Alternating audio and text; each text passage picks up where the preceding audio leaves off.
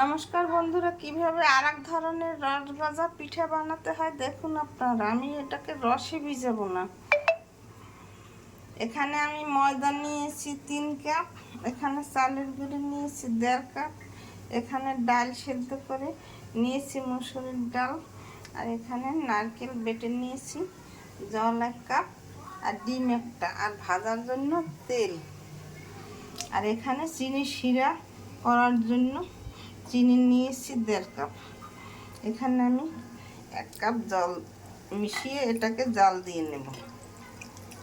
বেশি জল দিতে হবে না, 1 কাপের বেশি দেওয়া যাবে না।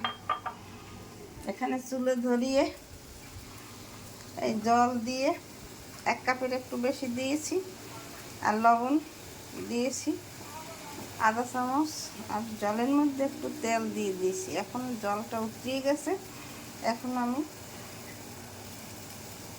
কাই করে নেব চালের গুঁড়ি আর ময়দা দিয়ে। এই যে চালের গুঁড়ি দিয়ে দিলাম,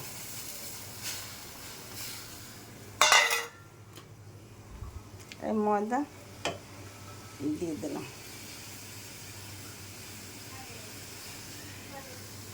সবটা লাগবে না, লাগলে পরে দেব।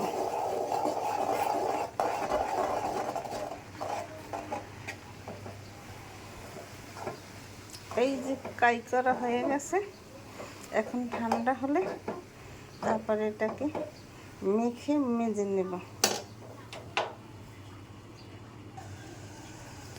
আগুন ধরিয়ে চিনি শিরাটাকে জাল দিয়ে নেব, একটু জাল হোক। এখন আমি এখানে আটাটা এইভাবে ঝুরি করে নিতে হবে। তারপরে ডাল দিয়ে দিলাম এর সাথে, আর নারকেল দিয়ে দিলাম, আর ডিমটা ভেঙে দিয়ে দেবো। এই যে ডিমটা ভেঙেছি, এখন এই যে দিয়ে দিলাম। এখন এটাকে পুরো একসাথে করে মেখে ছাঁকতে হবে। আমার শিরা প্রায় তৈরি হয়ে গেছে দেখুন। এইভাবে ঘন করে এই যে একটু একটু দেখতে হবে, আর একটু সময় জাল দিতে হবে। শিরাটা ঘন হয়ে গেলে তখন তুলে নিতে হবে। এখানে আমি এই যে ময়দা চালের গুঁড়ি সব একসাথে করে এইভাবে ছেনে যখন ছানা হবে তখন এটা হাতের সাথে মিশে যাবে। এখন এইভাবে গোল গোল শেপ দিয়ে তারপর ফুলের সাজে বানাতে হবে। আপনারা যেভাবে বানান, ফুল আকার বানান, গোল করে বানান, আপনাদের ইচ্ছে মতো বানাতে পারেন। আমি এখানে এইভাবে করে নিয়ে এখন ফুল করে নেব, তারপর তেলে ভাজবো।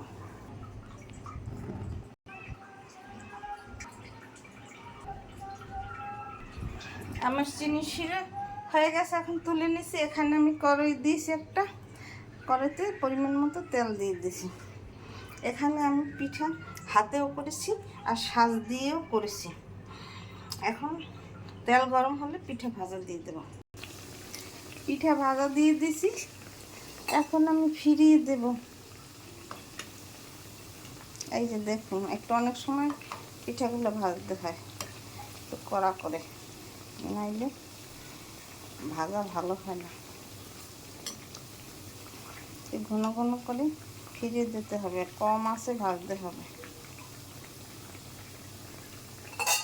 এইভাবে আমি সব পিঠা তৈরি করে ভেজে নেব, তারপর শিরায় ভিজিয়ে নেব।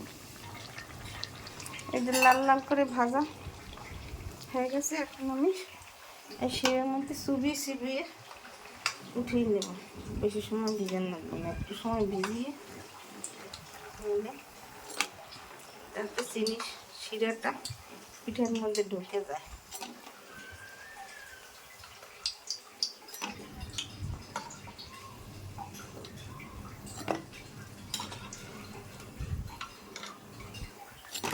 একটু নাড়াচাড়া দিয়ে এই যে সব পিঠা আমি ভেজে ফেলেছি এইভাবে করে।